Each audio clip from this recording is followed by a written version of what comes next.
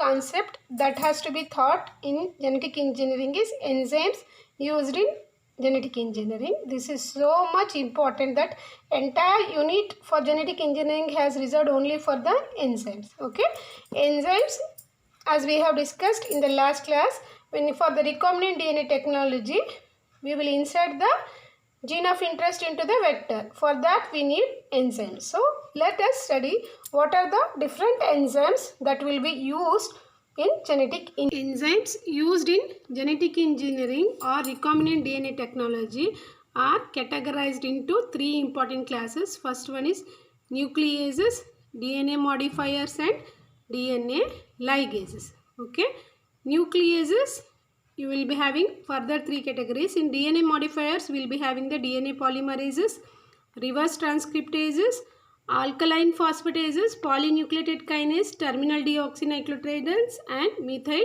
transferases. Okay, so first category is nucleases, second category is DNA modifiers and third category is DNA ligases. Let us study each of the category one by one. So first category is nucleases. Second category is DNA modifiers and third category is what? DNA ligases. Okay. So for DNA nucleases, first we'll move on to the nucleases. Okay, nucleases are the enzyme that will hydrolyze the nucleic acids. Hydrolyze nucleic acid. So what does mean by hydrolysis? Hydrolysis means, so for example, it will break down the covalent bond. Break down the covalent bond of nucleic acids. Okay, say for example, you will be having a DNA like this, and if we put a nucleus over here, what will happen? The DNA or the RNA, say nucleic acid, it may be a DNA or RNA. So once we add the nuclease enzyme through this particular nucleic acid, because of the nuclease enzyme, it will cut the nucleic acid into two pieces. This may happen or it may cut from one side. Okay, major job of the nucleases is to hydrolyze the nucleic acid or break down the nucleic acid. Break down or cut the nucleic acids. Okay, so nucleases hydrolyze the nucleic acid. Okay, based on the mode of action, the nucleases are categorized into endonucleases and exonucleases. Based on the mode of action, the nucleases are categorized into two categories. One is endonucleases and second one is exonucleases. So there is one specific terminology over here. Endo means what? Endo means inside. Okay. Exo means what? Outside. Okay. So now we can able to differentiate. What does it mean? So endonucleases means they will cut at the in the inside portion of DNA. Inside portion of DNA. Endonucleases will cut the nucleic acid, the enzyme in like inside portion. It may be DNA or RNA. For example,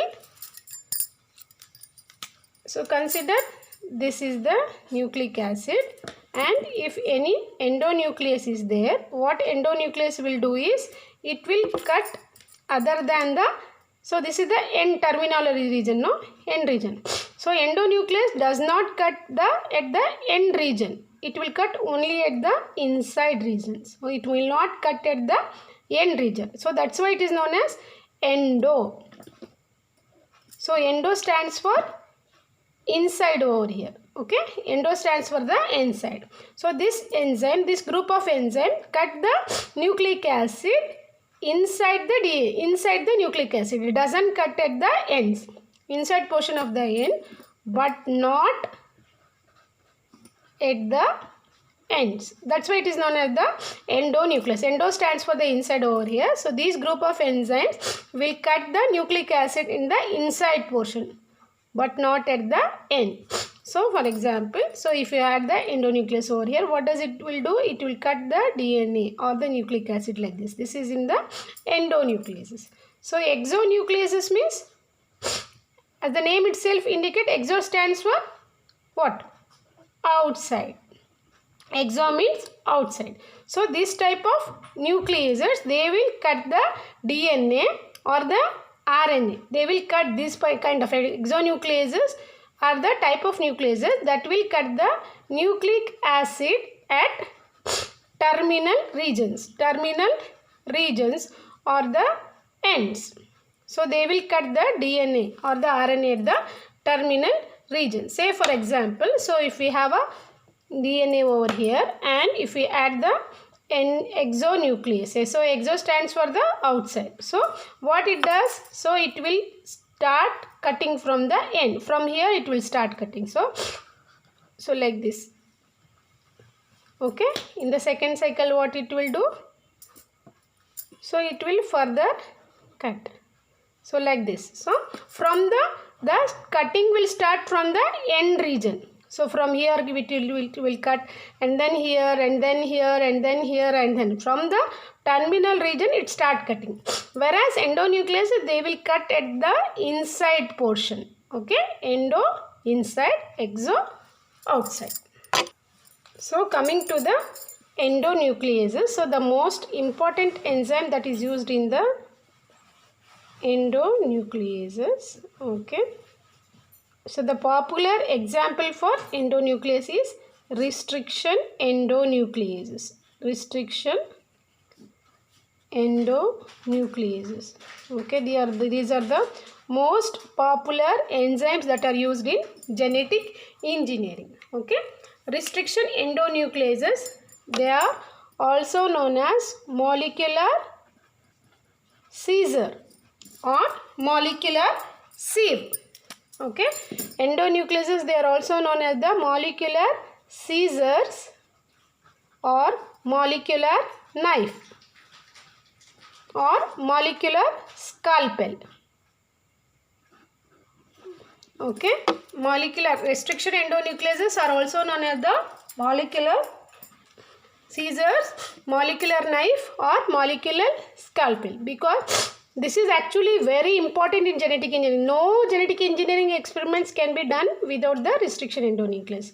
Because of that, they are also misnomered as molecular scissor, molecular knife or molecular scalpel.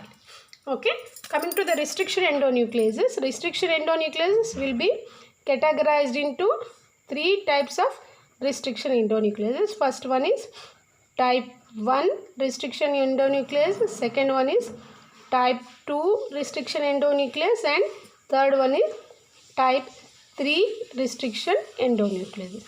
And all of these types will be having the different characteristics.